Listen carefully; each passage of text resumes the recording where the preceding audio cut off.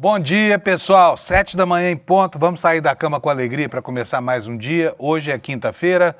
Nós estamos no dia 9 de outubro de 2025. Faz frio aqui em São Paulo, né? A última onda de frio do outono, provavelmente. E a previsão é de chuva durante todo o dia. E o Brasil foi dormir mais triste ontem. Por quê? Porque o Centrão, especialmente a extrema-direita, né, a parte mais à direita, e o governador Tarcísio de Freitas, ontem conseguiram uma vitória de pirro contra o povo brasileiro. Eles conseguiram fazer caducar a medida provisória 1303, que substituía, né, a legislação sobre o IOF e criava formas de o governo arrecadar dinheiro para pagar principalmente o desconto da tabela do imposto de renda, né? O desconto que foi concedido agora, desconto não, a isenção que foi concedida agora a todo mundo que ganha até R$ 5.000 por mês, promessa de campanha do presidente Lula, que foi encampada por todo o Congresso Nacional, por toda a Câmara dos Deputados, que deu a ela uma insólita votação unânime. Mas ontem, a forma de financiar essa concessão feita para o povo brasileiro foi claramente sabotada por uma grande quantidade de deputados do Centrão e também da extrema-direita brasileira, né? E o grande culpado por isso foi apontado pelo próprio deputado Sóstenes Cavalcante, também pelo relator, o deputado Zaratini, como sendo o governador de São Paulo, Tarcísio de Freitas, que para impor essa derrota ao povo brasileiro, não apenas ao governo, como bem ressaltou o presidente Lula, né, enfim, moveu armas e bagagens lá em Brasília. Esse é o principal assunto do nosso noticiário hoje, mas temos uma notícia espetacular vindo lá dos Estados Unidos, né? Ontem o presidente Trump anunciou que o Hamas e o governo de Israel iriam assinar a primeira fase do acordo de paz que pode acabar com esse conflito de quase 3.000 anos. Então, contrariando o Barão de Tararé, de onde nada se espera, sempre pode sair alguma coisa, não é verdade? E não se pode deixar de avaliar como positivo o esforço do Trump nesse caso específico, tá? Ao mesmo tempo em que lá dentro dos Estados Unidos, né, enquanto o Trump pacifica o mundo aí com as suas basófias, lá nos Estados Unidos a situação da polarização está cada dia que passa gerando mais violência e mais inconformismo, principalmente com as ações do ICE, né, a Polícia Federal, que foi transformada numa espécie de Gestapo do governo desse fascista chamado Donald Trump. Esses são os assuntos do dia de hoje e vou chamar logo aqui meu companheiro Alex, porque o Alex hoje tem uma tabela nova para mostrar para vocês. Bom dia, Alex, tudo bom? Bom dia, Panuso, bom dia, comunidade.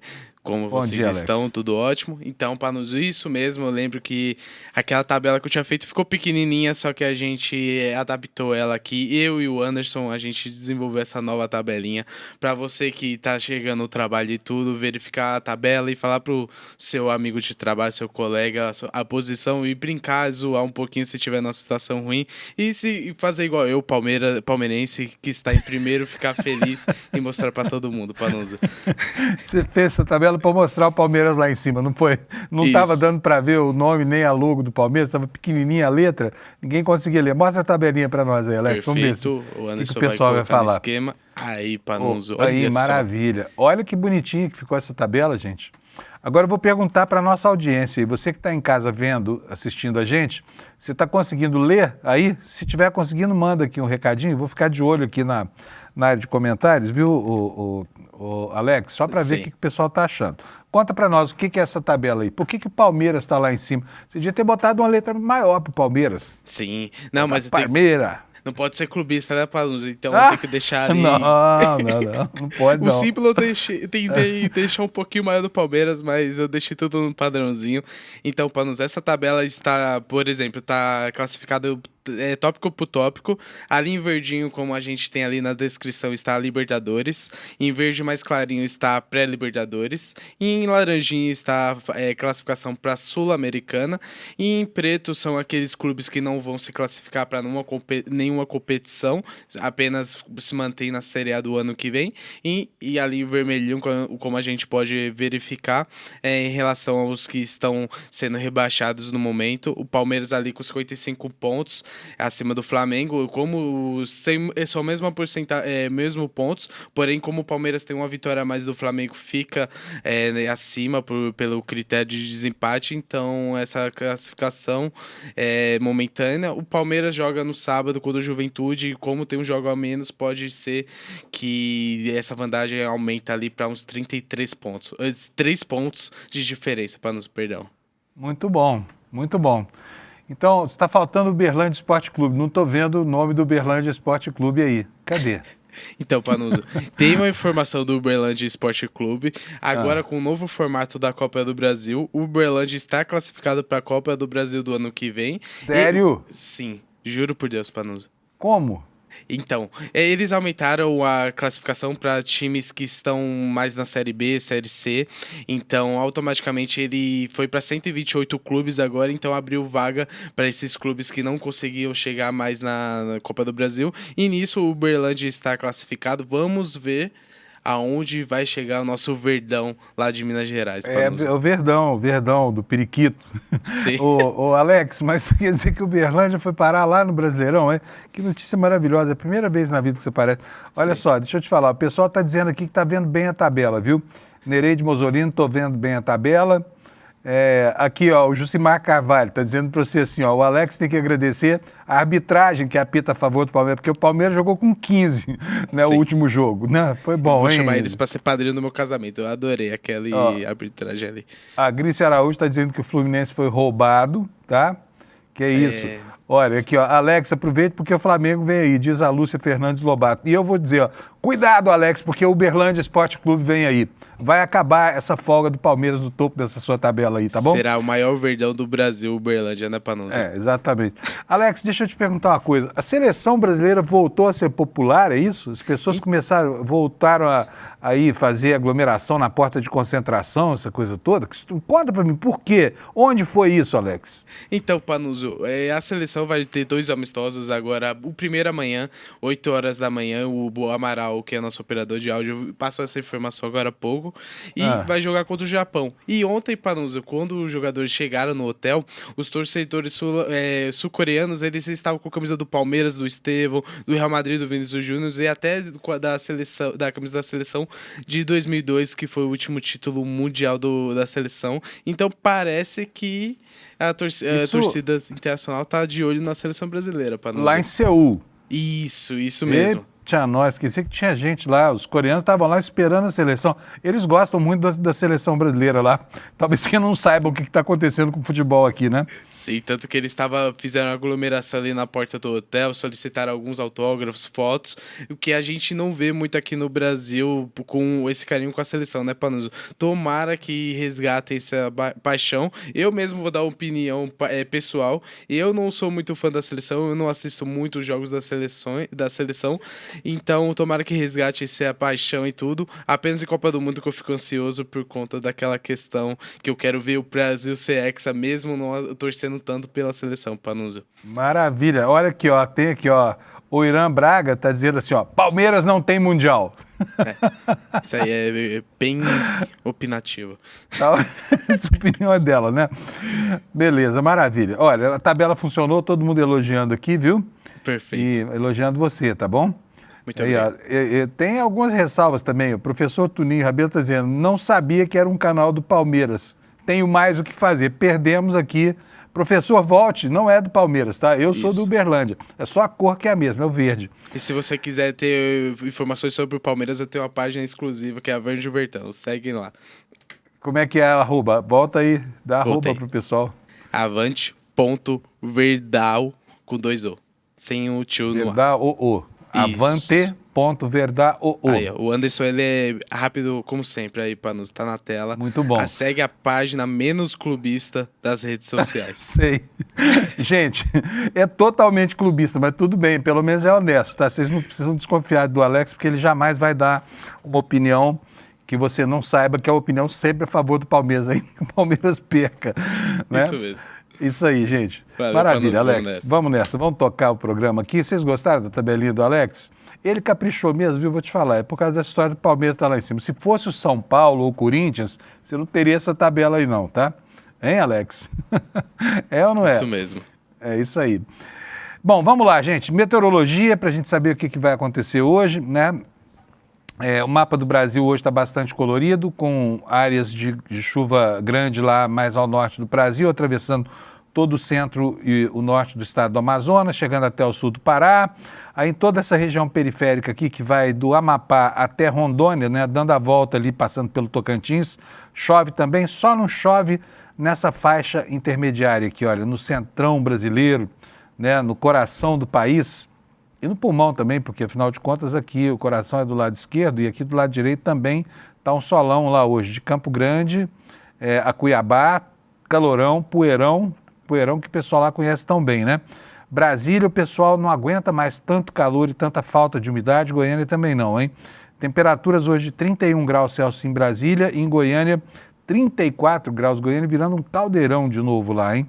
E em Campo Grande a temperatura também chega aos 34 graus. Vamos ver Teresina aqui, poucas nuvens, 38 graus do Setembro-Obró, já super ativo lá em Teresina. O calor vai ficar agora insuportável, tá? Vamos ver aqui os avisos do meteorológico. Nós temos aqui, olha, no mapa do Brasil, nós temos aqui uma grande concentração de chuva aqui nessa área, que você vê aqui, né, do centro e do leste do estado do Amazonas. E nós temos aqui também no litoral do Paraná até o litoral na divisa do Rio com o Espírito Santo, aviso de chuvarada, passando aqui por São Paulo. Aliás, hoje de manhã, às 4 da manhã, a hora que eu acordei, eu olhei, como faço todo dia na minha Alexa, pedi a previsão do tempo. Ela me falou que a previsão era de 99% de chuva aqui em São Paulo. E agora, às 6 horas da manhã, das 6 às 7, era de 100%. Não caiu uma gota ainda, tá? A previsão do tempo precisa melhorar no Brasil. Aliás, o INMET já comprou um supercomputador que dizem que vai melhorar. Mas o problema do Brasil é a falta de radares meteorológicos, né? As estações meteorológicas são muito precárias e sem uma boa fonte de dados primários, não há como nenhum modelo sustentar uma previsão que seja uma previsão como acontece na Europa e nos Estados Unidos, né? Locais onde a inclemência do clima exige mais acuidade do que aqui no Brasil. Mas nós somos um país tropical e principalmente a meteorologia aeronáutica nessa época do ano precisa sim de serviços mais acurados, né? Que nós não temos ainda, infelizmente, aqui no Brasil. Então é isso, já vimos aqui meteorologia, tá bom por hoje. Vamos começar com os destaques aqui. Vou mostrar para vocês a página nossa do ICL. Hoje o Chico, nosso editor, acordou mal-humorado com a derrota ontem da proposta do governo e tacou lá, olha, Centrão tira 35 bi do povo, colocando aí os responsáveis por isso. Olha, esses 3 sujeitos aí, né? Ciro Nogueira, aquele acusado de receber dinheiro do PCC em sacola, né? Antônio Rueda, acusado de ser o dono da empresa de aviões de verdade, onde voavam os caciques do PCC, e o governador Tarcísio de Freitas, que governa a terra onde se estabeleceu há muito tempo o PCC, né? Então, esses 3 aí, uma articulação entre essas 3 figuras aí, né? 3 ínclitas figuras, acabou fazendo com que na noite de ontem a medida provisória do IOF caísse, né? E esse é o destaque do nosso site, daqui a pouco nós vamos falar mais sobre isso. Aqui a grande notícia do dia, olha aqui, lá fora, né, no exterior, Israel e Hamas firmam cessar-fogo com mediação dos Estados Unidos, reféns serão liberados. O anúncio foi feito pelo presidente dos Estados Unidos, Donald Trump, nesta quarta-feira. Vocês vão ver a hora em que ele recebe a notícia, tá na capa do New York Times na internet, tá bom?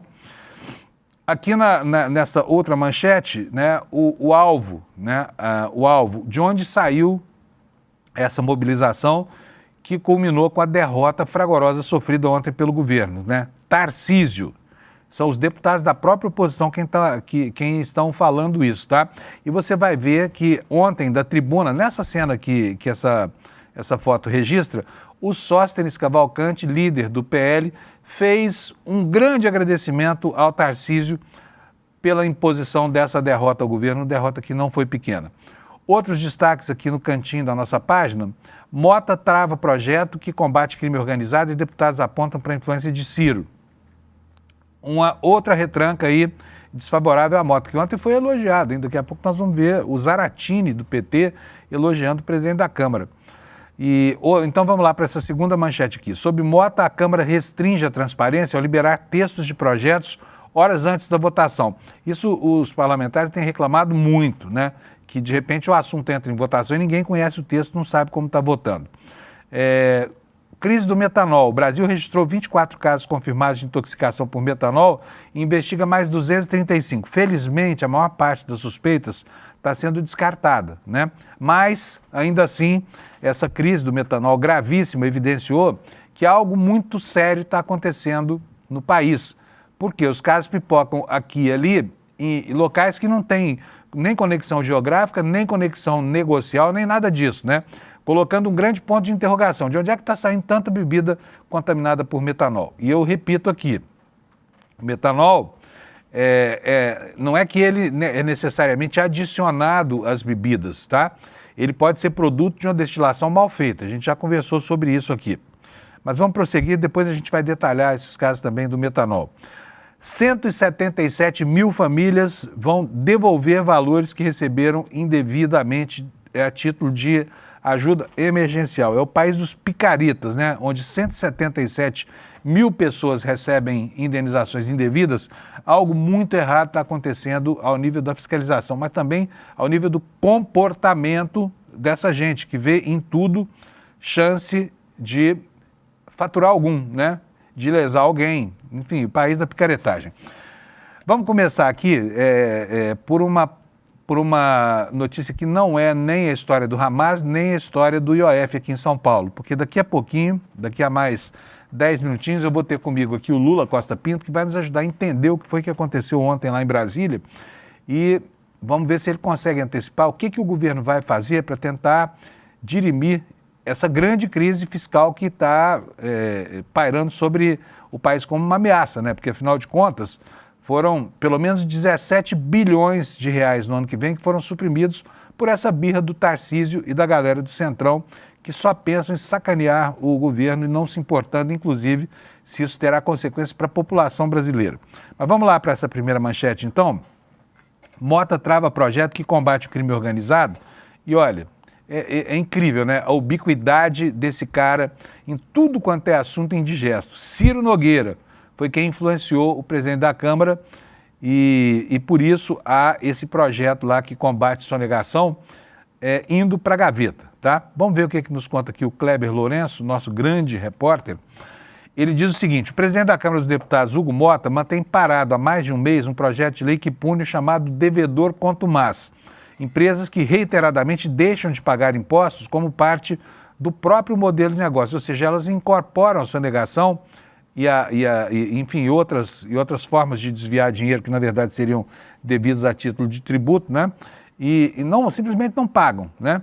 Desde que esse texto chegou da aprovação do Senado, não houve qualquer movimentação para que seja pautado ou discutido, apesar da pressão dos técnicos da Receita Federal e do Ministério da Fazenda, o que denota que há uma força ali atuando sobre o assunto, né? A proposta é considerada essencial para combater esquemas de sonegação e concorrência desleal no setor de combustíveis desvendados pela Operação Carbono Oculto. O texto cria mecanismos para enquadrar empresas que transformam inadimplência em vantagem competitiva, prevendo desde regimes especiais de fiscalização até o cancelamento de inscrição e a interdição das atividades. Nos bastidores, os parlamentares afirmam que o engavetamento atende a interesses de grupos econômicos poderosos, entre eles a Refit, que é a antiga refinaria de Manguinhos, né? Hoje, a desconfiança da polícia e do Ministério Público é a de que essa refinaria só produza documentos contábeis, não refina nada, né? Refina nada e está aí a serviço de esquentar combustível clandestino trazido por esses grupos aí vinculados ao PCC. Todas essas empresas são controladas por um sujeito chamado Ricardo Magro. A empresa, a refinaria de Manguinhos, que agora chama Refit, ela é considerada a maior devedora de ICMS do país. Tem dívidas bilionárias em São Paulo e no Rio e é citada também em investigações por condutas típicas de devedor contumaz. A Refit foi alvo na Operação Carbono Oculto e chegou a ser interditada pela Agência Nacional do Petróleo em um dos desdobramentos da operação.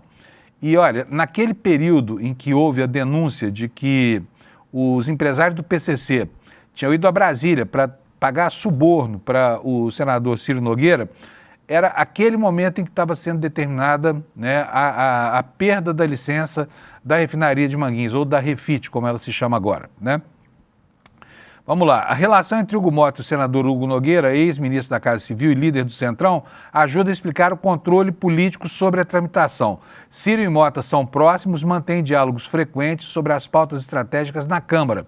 Nos bastidores, Ciro atua como conselheiro informal de Mota e do presidente anterior da Casa, Arthur Lira, influenciando decisões de impacto econômico e político. Ciro Nogueira foi um dos principais articuladores da eleição de Mota para a presidência da Câmara no início do ano.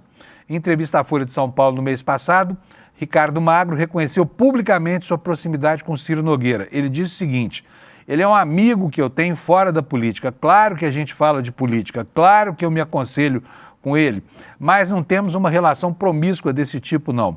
A fala reforçou em Brasília a percepção de que o senador exerce influência sobre o setor de combustíveis e também sobre os seus principais empresários, especialmente aqueles, né, de longa capivara e de vida torta. O projeto aprovado no Senado após as revelações da Carbono Oculto é apontado por especialistas da Receita e do Ministério da Fazenda como o instrumento mais robusto jamais proposto para coibir as empresas que lucram com inadimplência sistemática. Caso seja aprovado, ele atingirá diretamente distribuidoras e refinarias com passivos fiscais desproporcionais ao patrimônio e que, em muitos casos, servem de base para esquemas do crime organizado, entre eles a própria Refit, tá? Então está aqui, está posta a notícia. Ciro Nogueira, defensor dos fortes e opressores, sempre à disposição de uma causa ruim, né? É incrível como esse cara só mete o bedelho em causas impopulares, ruins e agora se sabe até criminosas, tá? Pessoal, vou passar aqui para o assunto do dia, porque mais uns minutinhos nós vamos ter o Lula. Como vocês sabem, ontem nós tivemos uma votação importante lá em Brasília. O que estava sendo votado era a medida provisória 1303, ela substituía as primeiras propostas que o governo elaborou sobre a questão da compensação, né, da renúncia a que o governo se obrigou quando isentou do pagamento de imposto de renda todo mundo que ganha até R$5.000. E bem, foi uma sessão lamentável, que terminou muito mal. Eu preparei aqui uma projeção para vocês, mas eu vou começar com a leitura aqui das matérias que o ICL publicou, tá bom? Por quê?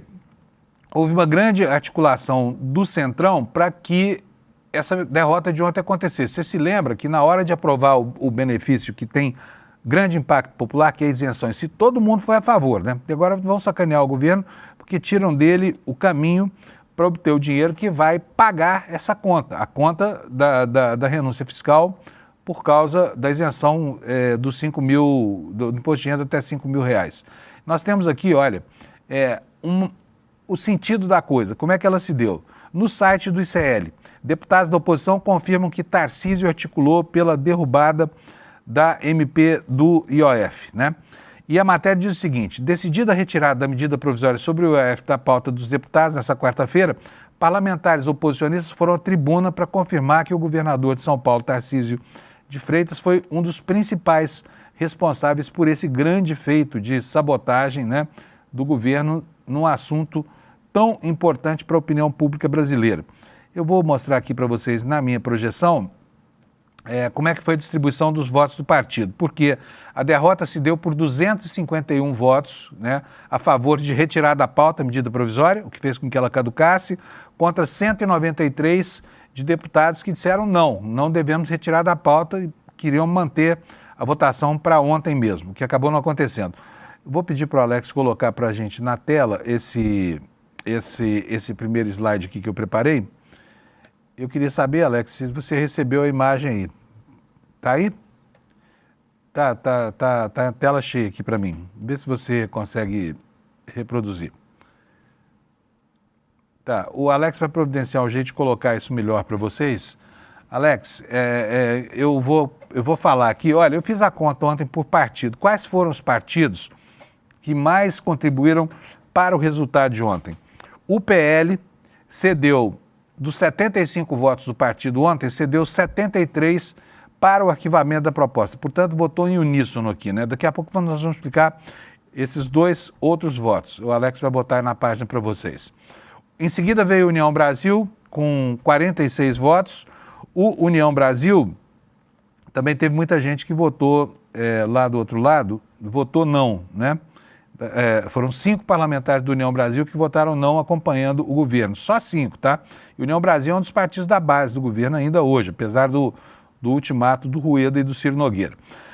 Depois disso, qual foi o partido que mais deu votos? O PP deu 40 votos para derrotar o governo, o PSD, que é partido da base também, deu 18, o Republicanos deu 29, o MDB, outro partido da base, 14 votos, o PSDB deu 11 votos, o Partido Novo, e aqui não há surpresa nenhuma, né? Deu todos os seus votos, foram 5 votos, o Solidariedade deu 4 votos, o Podemos deu 3, PRD 3, Avante 2, Cidadania 2 e o PSB, partido chapa do governo, teve um voto contrário, né? Não, vou voltar aqui esse slide porque eu não quero mostrar isso ainda. Quem foi que votou não? PT em uníssono, PSD com 20 votos, né? O PSD que deu 18 votos para a turma da oposição, votou bastante com o governo também, votou mais com o governo do que com a oposição. O MDB deu 16 votos contrários, o PDT 14, o PSB 13, com 1 lá do outro lado, o PSOL deu seus 13 votos, o Podemos deu 12, PCdoB 9, Republicanos 9, Avante 5, União 5, PV 4, PL e PSDB 2 votos, Cidadania, PP, PRD, Rede, Solidariedade 1 voto cada um. Aí teve alguns votos que foram muito estranhos nessa votação aqui, e aqui estão os trapalhões de ontem, olha.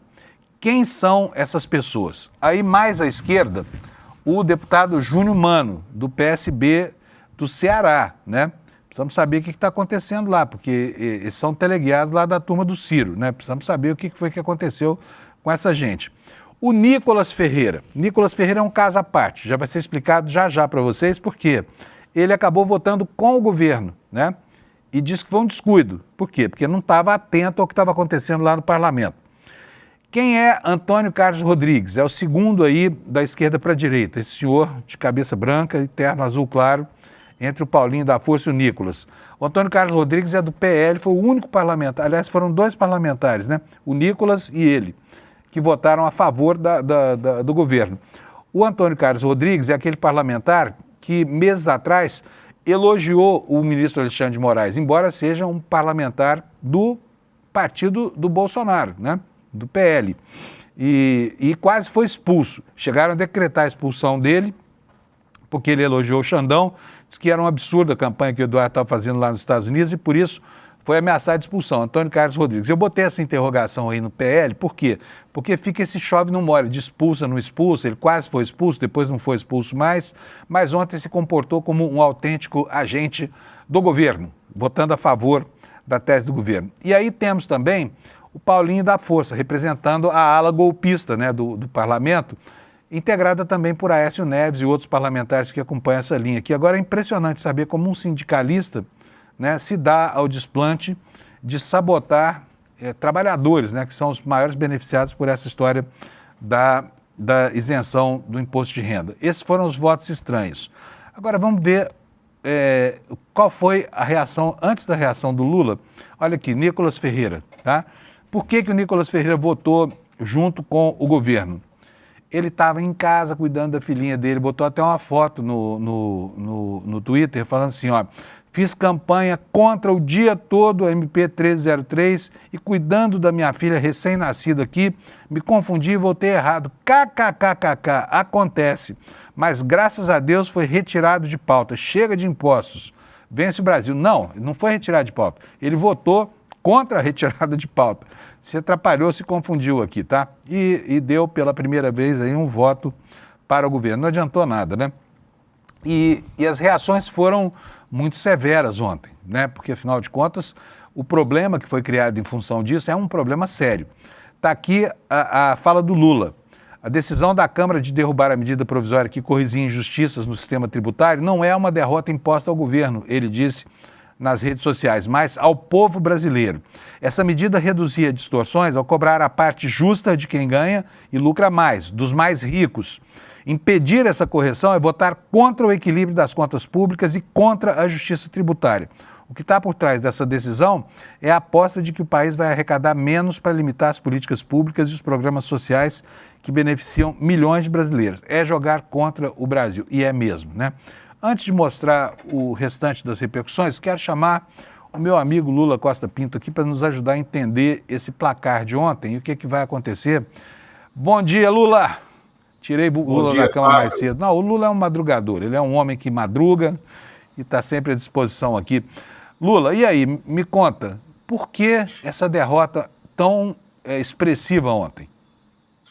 Fábio, o Centrão, aliado ao Hugo Mota, que na verdade é um títere manobrado pelo verdadeiro líder do Centrão, que é o Arthur Lira, né, que tem como braços direito e esquerdo dele o presidente do Progressistas, o Ciro Nogueira, e o presidente do União Brasil, o Antônio Rueda. Né? Essa aliança deles, com uma presença que foi relevante, uma atuação relevante do governador de São Paulo nos bastidores, fazendo uma costura com outros partidos, sobretudo com o PL, né? É o que explica essa derrota do governo, porque esse centrão que pende para a direita, para a extrema-direita no parlamento, queria entregar um revés ao presidente Lula, ao Palácio do Planalto, no momento em que está se consolidando ainda, acabou de sair uma nova pesquisa Quest de intenção de voto, e o Lula continua em ascensão e amplia a vantagem em todos os cenários de primeiro e segundo turno contra todos os adversários.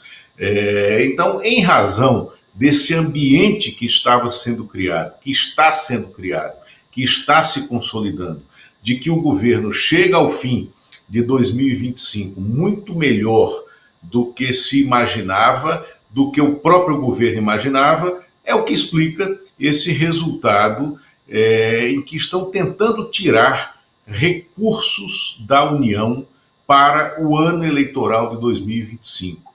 O que é o que o governo tem que fazer? O que é que significa, do ponto de vista da contabilidade de governo, essa derrota? O governo deixará de arrecadar 10,5 bilhões em 2025 e, estimadamente, 21 bilhões em 2026. Ele precisa cumprir a meta fiscal e o superávit de 4,3% do PIB que ele mesmo estabeleceu para o fim deste ano, né? E para cumprir essa meta, o governo terá que fazer cortes orçamentários. Essa é a primeira agenda que se abre a partir de hoje de manhã em Brasília. Vai cortar aonde? E vai cortar proporcionalmente as emendas parlamentares que os deputados transformaram em emendas impositivas e que em muitas emendas PIX fogem da fiscalização e do controle do Tribunal de Contas e da CGU e que permitem que mesmo parlamentares de oposição façam política em suas bases, usando o orçamento da União e programas de governo, que é o governo que foi eleito nas urnas em 2022. Como é que vai ser esse corte?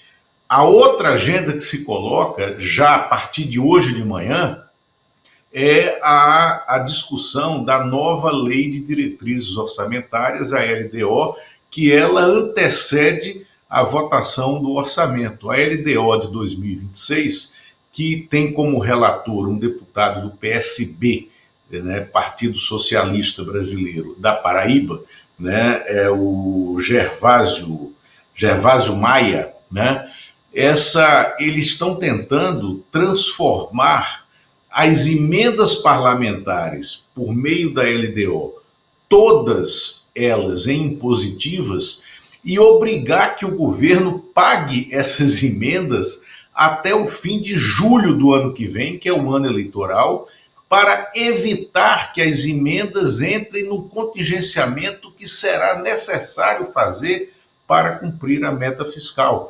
Então você fechou uma porta de chantagem ontem, com a derrota do governo, e você já está abrindo uma nova agenda de novas chantagens dentro do próprio Centrão, dentro do Congresso. E ainda tem um agravante, Fábio. O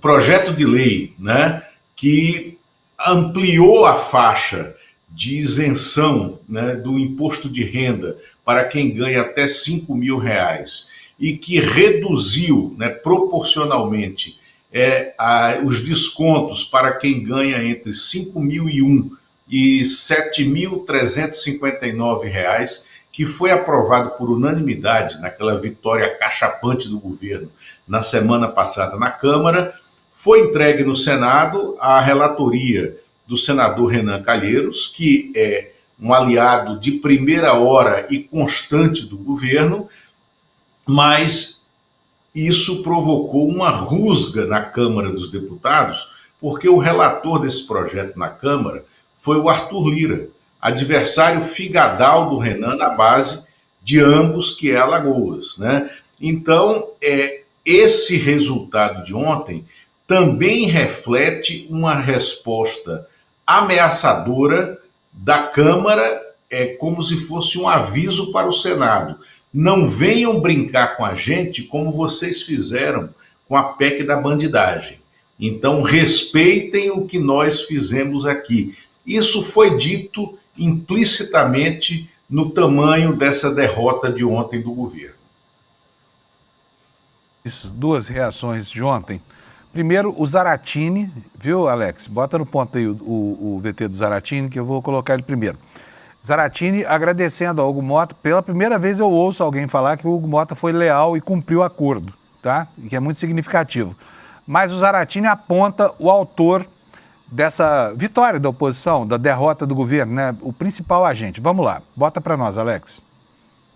Quero agradecer muito aqui ao presidente Hugo Mota, que foi uma pessoa que, em primeiro lugar, me indicou para relatar essa medida provisória e que foi, a todo momento, transparente nas negociações e cumpridor de acordo. Infelizmente, foi sabotado pelos presidentes de partido e pelo governador Tarcísio, que não quer saber de governar, quer saber só da sua candidatura a presidente da República. É isso.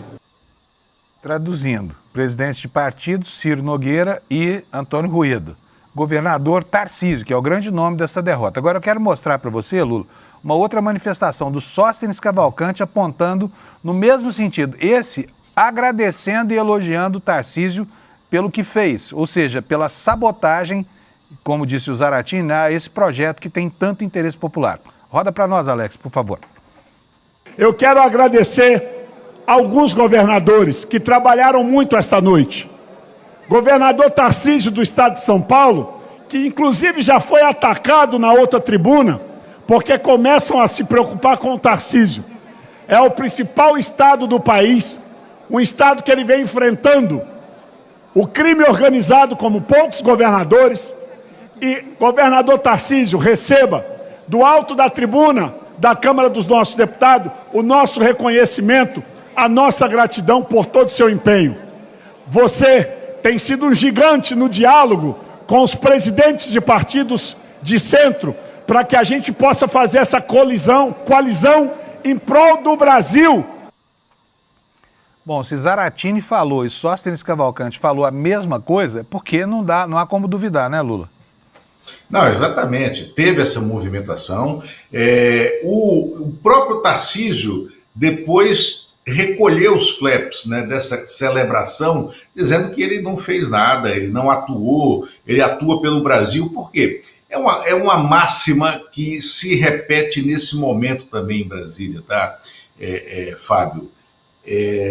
Quanto melhor para São Paulo um projeto, pior para o resto do país. Por quê? Porque São Paulo é quem mais arrecada.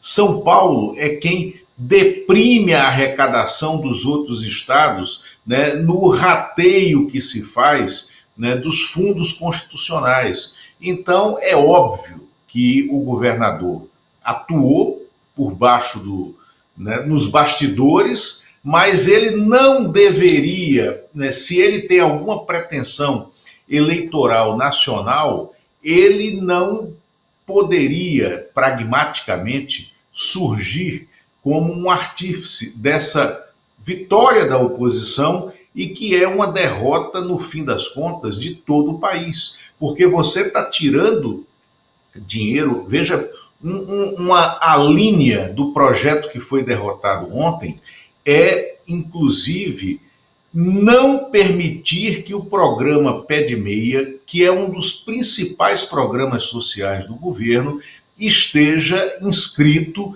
no Fundo Constitucional da Educação, né? Não estando inscrito no Fundo Constitucional da Educação, para você fazer face ao programa Pé de Meia, você vai ter que tirar recursos diretos do Tesouro. Ao tirar recursos diretos do Tesouro, você vai ter que buscar uma compensação, né, para isso no caixa de governo. E aí você gera um problema fiscal, um problema de prestação de contas num projeto que é um dos maiores projetos estruturadores do ponto de vista social do governo federal. Lula, quero agradecer super a sua presença. Hoje a gente antecipou o quadro do Lula, que estava marcado para toda sexta-feira, porque hoje certamente é o dia da semana em que vai haver essa repercussão toda, né? Então, um abração para você. Daqui a pouco o Lula vai estar no N1, né, Lula? E para poder aprofundar essa discussão. Muito obrigado, Lula. Abraço, obrigado, Fábio, obrigado quem nos ouve. Tchau, bom dia. E eu vou continuar mostrando para vocês aqui alguns outros dados dessa repercussão, como é que foi que a extrema-direita reagiu. Né? Nós já vimos aqui a manifestação do Lula, vamos ver agora Silas Malafaia, o pastor, o nosso cardeal Richelieu aqui da extrema-direita brasileira. Como é que ele, com palavras bem típicas mesmo de um líder religioso, né? Como ele fala, sou um líder religioso! e chupa essa manga, Lula! E petezada, olha só, o ódio que escorre da boca desse homem é algo impressionante. O que ele vai falar pro capeta no dia que desencarnar lá? Ele fala assim, bom, eu sou ateu, não acredito nisso, mas ele não é, ou certamente parece que não é. Mas, sabe, por que uma linguagem tão chula assim? Chupa essa manga, Lula, e petezada. A casa caiu. Foi derrubada a MP que criava mais de 10 impostos para penalizar quem produz riqueza e gera emprego. E o pior, sem aumentar impostos da jogatina, das bets, que destrói a sociedade. Parabéns aos deputados que derrotaram essa safadeza, disse o tenor do golpe, Silas Malafaia. Quem mais? Já vimos o Nicola Ferreira. É isso, como reação tá bom para você já viu. Então tá aí a impressão digital indelével do governador de São Paulo sobre essa história da sabotagem. E agora vão sofrer também os deputados federais. Por quê? Porque o governo falou que vai ser preciso tirar dinheiro de algum lugar e as emendas estão na mira, né? Na hora H, depois tudo vai ser, enfim, vai se conciliar, essa coisa toda, né? Mas não é o melhor caminho, isso que aconteceu ontem para o Brasil, e vai custar caro para essas pessoas. Por quê? Porque na hora de se mobilizar lá no projeto principal, que era o da redução do imposto de renda, elas se esconderam. E agora vem por trás nessa campanha sórdida aí, tentando sabotar a base estrutural que dará sustentação a isso tudo.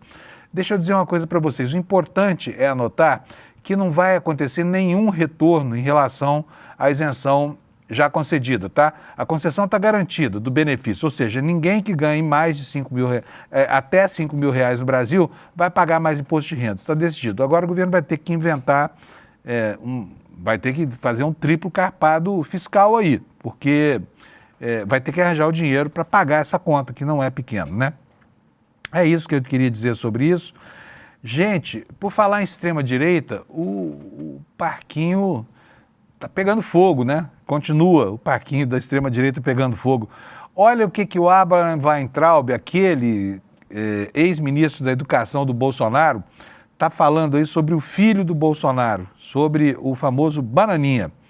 Deixa eu colocar de novo aqui para vocês, para ver se vocês conseguem ler junto comigo na tela cheia. Alex, dá para mostrar? Vamos lá. Vou aqui no jeito anterior, então, que o Alex está pedindo, é que essa página, apareceu a página inteira, e pode botar. Beleza, tá aí, ó. Abraham Weintraub, ex-ministro da Educação de Bolsonaro. O que ele diz aí? Botou uma foto do Bananinha junto com o Pateta e escreveu o seguinte: entenda o desespero do Bananinha. Como o PAP, caso o PAP não mande o dinheiro ou ele não tenha roubado muito, terá que fazer algo que os bolsonaros não gostam: trabalhar. Nos Estados Unidos, ele é apenas mais um refugiado desqualificado. E aí ele escreve em inglês: Who is Dudu Little Banana in the line of the bread? Quem é Eduardo Bananinha na fila do pão? Little Banana é bom, hein? É muito bom. Então você já viu aí a repercussão, né? Agora vamos voltar aqui para o noticiário, porque nós temos muita coisa ainda para falar, e já são 7 horas e 45 minutos. Bom, olha só, sobre o caso do metanol, daqui a pouquinho a gente fala sobre a paz lá no Oriente Médio, tá bom? O Brasil tem 24 casos confirmados, está aqui no nosso site, de intoxicação por metanol, e investiga mais 235, né? A maioria dos casos se concentra em São Paulo, que acumula 20 confirmações e o número de mortes já subiu para 5, né? Matéria da Folha Press no nosso portal. O Brasil tem 24 casos confirmados de intoxicação por metanol, informou nesta quarta-feira o Ministério da Saúde. Além desses, há outros 235 em investigação e 145 suspeitas já foram descartadas depois de análise clínica. Era só ressaca mesmo, não era nada mais grave do que isso, felizmente. A maioria dos casos se concentra no estado de São Paulo, que acumula 20 confirmações e 5 mortes, como eu falei, e essas são todas registradas até o momento, sendo 11 ainda investigadas. Já o Paraná teve 13 intoxicações confirmadas e o Rio Grande do Sul registrou a sua primeira confirmação. O caso gaúcho é de um homem que consumiu bebida alcoólica em São Paulo, portanto é um caso importado para lá, tá? O estado paulista investiga 181 suspeitas. Outros estados que também tiveram notificações são Pernambuco, 24, Paraná, 5, Rio de Janeiro, 5, Rio Grande do Sul, 4, Mato Grosso do Sul, 4, Piauí, 4, Espírito Santo, 3, Goiás, 2, Acre, Paraíba e Rondônia, 1 cada. Em relação às mortes suspeitas, são investigados 6 casos em São Paulo, 3 em Pernambuco e 1 em Mato Grosso do Sul, além de um último na Paraíba. Esse é o placar funesto dessa história da intoxicação por metanol, tá? A anotar aqui, felizmente, a maior parte das suspeitas tem sido descartada, né? Então a vida dessas pessoas não corre mais risco. Agora vamos tratar aqui do Oriente Médio, porque nós temos aqui o assunto pululando nas páginas dos jornais e realmente é algo que deixa o mundo mais tranquilo, né? Se esse acordo for realmente cumprido como parece que será, será muito bom, porque vai encerrar um período de hostilidades violentíssimas que só encontra paralelo na história recente, lá na Alemanha a partir de 1933, né, quando os nazistas impuseram um suplício aos judeus que viviam na Alemanha, né? E agora os judeus que vivem em Israel estão fazendo a mesma coisa com os palestinos que vivem do lado dele, lá na faixa de Gaza, né? Está aqui na capa do New York Times, vou mostrar para vocês. Vou até atualizar isso aqui, porque eu quero que vocês vejam esse... Pode botar, Alex, por favor. Pode botar aí, olha, tem um vídeo aqui na capa do New York Times. Eu vou dar eu vou atualizar a página. É o momento em que o Trump, lá numa coletiva de imprensa, recebe do Marco Rubio. Você vai ver aí, o Marco Rubio vai cochichar no ouvido dele, vai confirmar, tá aí, ó, o Marco Rubio chega, cochicha no ouvido do Trump, e aí o Trump avisa, olha, ele estava apenas me dizendo que nós estamos muito próximos de um acordo lá no Rio Grande do Sul. E algumas horas depois, o Trump foi para a rede social dele dizendo que estava muito orgulhoso porque Israel e Hamas, ambos teriam assinado a primeira fase do plano de paz, né? E isso significa que todas as hostilidades vão cessar. Aí o registro da reação dentro da faixa de Gaza, feito pelo New York Times. Os palestinos se reuniram, cantaram, dançaram, celebraram, né? E aí do outro lado da fronteira fina entre os dois países, né? Os israelenses comemorando com champanhe, né? E o primeiro-ministro de Israel dizendo que os governantes interessados no assunto vão se encontrar na próxima terça-feira, tá? Então é isso, gente. Parece que o mundo vai respirar mais aliviado, né? A partir de agora, com a cessação das hostilidades. Mas vamos ver qual vai ser o comportamento, porque essa beligerância ela é multissecular, né? Ela é multissecular. Bom, vamos dar seguimento, porque nós temos um monte de coisas para falar hoje ainda sobre no noticiário geral e no noticiário político. Eu quero começar esse finalzinho de jornal mostrando para vocês. Você se lembra que um brasileiro meio maluco tentou matar a Cristina Kirchner com uma arma que falhou no momento da consecução do crime? Felizmente falhou, né? Esse brasileiro, isso aconteceu lá em 2022, mas esse brasileiro, esse rapaz que está aqui na foto que o Alex vai mostrar para vocês, ele foi esse cara que tentou matar a Cristina Kirchner. E ele foi condenado aqui, nos diz a manchete no nosso site do ICL, a 10 anos de prisão por causa dessa tentativa de assassinato, tá? Em que a arma falhou. Matéria do Brasil de Fato, aqui no nosso site. Ela diz o seguinte: os 2 réus acusados de tentativa de assassinato contra a ex-presidente argentina Kirchner em 2022 foram condenados nesta quarta a 10 anos e a 8 anos de prisão no fim do julgamento desse caso que abalou a sociedade argentina. O brasileiro simpatizante do nazismo, Fernando Sabag Montiel, de 38 anos, foi condenado a 10 anos de prisão por tentativa de homicídio agravado com arma de fogo, pena que, somada a outras anteriores, eleva a condenação total para 14 anos, informou a juíza em um tribunal no norte de Buenos Aires. Sua namorada de então, ela se chama Brenda Uliarte, 26 anos, deve cumprir 8 anos de prisão por ter sido participante necessária, disse a juíza. No dia 1º de setembro de 2022, Sabag Montiel se misturou aos apoiadores que saudavam então vice-presidenta da Argentina, né, em frente à casa dela, e engatilhou 2 vezes a arma contra a cabeça dela sem que os projéteis fossem deflagrados. Ela tinha, ele, o Sabag, ele tinha antecedentes criminais por porte de arma branca, tatuagens com referências nazistas e seguia perfis de grupos radicais nas redes sociais. Durante a busca e apreensão em sua casa, a polícia encontrou, além de profunda falta de higiene, munições e também objetos fetichistas. Está aqui a cena, olha, em que ele aponta a arma para a cabeça da Cristina Kirchner, que, aliás, deu uma sorte gigante nesse episódio, né? Filho de argentina com chileno, Sabag nasceu no Brasil em 1987, se mudou para a Argentina em 83. A última entrada dele no Brasil havia sido em 2018 e, mesmo sendo um imigrante, ele apareceu na TV argentina atacando os imigrantes do país. Em suas últimas palavras antes de ouvir a sentença, ele se referiu a outros casos vinculados à política e evocou conspirações de forma confusa. Ele disse o seguinte, todo este caso foi armado, isso é conhecido. Se pensam em me fazer desaparecer com a prisão, é algo que precisam pensar, porque não pode passar tranquilamente, prosseguiu. Uliarte se recusou a falar, tá? Então é isso, está lá preso, vai ficar preso muito tempo esse brasileiro, né, que na verdade vive há anos lá na Argentina, e como punição por esse ato bárbaro que ele tentou perpetrar, mas que felizmente, né, a sorte da Cristina Kirchner impediu. Só isso explica essa história toda. Aqui no Brasil, nós teremos 177 mil famílias que abusaram de ajuda emergencial, receberam indevidamente, agora vão ter que devolver o dinheiro que sacaram, né?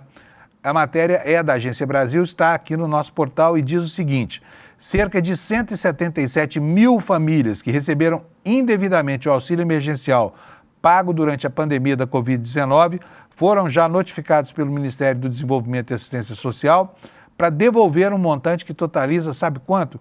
478 milhões de reais, quase R$500 bilhão. Em nota, a pasta informou que estão fora do processo de cobrança pessoas em situação de vulnerabilidade, incluindo beneficiários do Bolsa Família e inscritos no CadÚnico. E quem recebeu valores inferiores a R$ 1.800, que tem renda familiar per capita de até 2 salários mínimos ou renda mensal familiar de até 3 salários mínimos. O Ministério destacou numa nota o seguinte: a devolução dos valores se dá nos casos em que foram identificadas inconsistências como vínculo de emprego formal, recebimento de benefício previdenciário, renda familiar superior ao limite legal ou outras situações que configuram pagamento indevido. De acordo com a pasta, as notificações são enviadas desde março via SMS, via WhatsApp e também por e-mail e pelo aplicativo Notifica, com foco em pessoas com maior capacidade de pagamento e valores mais altos a devolver conforme critérios do decreto-lei que regulamenta esse assunto. O não pagamento dentro do prazo, segundo o comunicado, resultará em inscrição da pessoa na dívida ativa da União e no cadastro informativo de créditos não quitados, o famoso CADIM, né? Além da negativação em órgãos de proteção ao crédito. Portanto, começam a ter que se haver com o que fizeram essas pessoas que abusaram das suas prerrogativas e lançaram mão do expediente de receber uma verbinha do governo sem precisar dela, tá? Outro assunto agora, Conselho de Ética da Câmara. O Conselho de Ética da Câmara, que durante muito tempo teve parado, agora volta, né, com uma energia renovada, quase sempre para cima de parlamentares do campo progressista, né? Hoje, no UOL, nós temos uma matéria informando que os processos contra o Janones, o Lindbergh e o Boulos estão avançando lá no Conselho de Ética. O que aconteceu? Olha só, já arquivaram lá o processo contra o Janones e contra o Gustavo Gayer. Outros 4 processos receberam parecer pelo arquivamento, só que falta o Conselho votar, se decide ou se rejeita os relatórios. O processo contra Eduardo Bolsonaro, o famoso Little Banana, está nesse grupo. E aqui os nomes das pessoas que têm ainda aqui. Primeiro, os que já foram arquivados, André Janones e Gustavo Gayer. E aqui, pedidos de aprovação que ainda dependem de aprovação. Eduardo Bolsonaro, Éder Mauro, Gilvanda Federal. Esse aqui foi aquele que chamou a ministra Gleisi Hoffmann de garota de programa, né? A situação dele é gravíssima, porque o cara tem uma intempestividade verbal que é um negócio impressionante, né? Processo com pedido de prosseguimento pendente de aprovação. Contra o Janones, contra o Lindbergh, são 2 casos, e contra o Guilherme Boulos. O que aconteceu? O Janones era alvo em um processo que terminou arquivado por 13 votos a 4. O deputado era acusado de quebra de decoro por ter usado uma camiseta dizendo anistia é o caralho na Câmara. Queriam caçar o mandato do Janones por conta disso, né? O Gustavo Gayer, ele votou para arquivar uma das ações contra Janones, que é adversário político, por quê? O deputado PL disse que o mandato de um parlamentar é muito banalizado pela Suprema Corte Brasileira. Gayer disse que o Janones deveria ser punido em outro processo em que é acusado de mentir sobre a prática de rachadinha. Nesse caso, o relator Fausto dos Santos Júnior já apresentou um parecer preliminar pela continuidade. O processo contra Gayer, também arquivado, motivado por declarações contra a ministra Gleisi Hoffmann. Ele insinuou que ela formava um trisal, lembra? Com o deputado Lindbergh Farias, que é companheiro de Gleisi, e o presidente do Senado, Alcolumbre, e o Alcolumbre ficou pé da vida com essa história toda, disse que ia processar, não sei se processou ou não, tá? O relator Fausto Santos considerou que Gayer já pediu desculpa aos envolvidos, caso arquivado por 9-6 com uma abstenção. Outros 4 processos com recomendação de arquivamento. Eduardo Bolsonaro, o relator é o delegado Marcelo Freitas, do União Brasil de Minas Gerais, afirmou que seria um absurdo jurídico e político responsabilizar o filho do ex-presidente Jair Bolsonaro pelas tarifas impostas pelos Estados Unidos. Mas vai responsabilizar quem? Se não foi ele, o próprio Bananinha admitiu tantas vezes que ele era o cara que estava por trás dessa história toda, né? E também foi pedido o arquivamento do processo contra o deputado que desejou a morte de Lula, Gilvanda Federal, esse que eu falei que é um sujeito que tem uma incontinência verbal impressionante, né?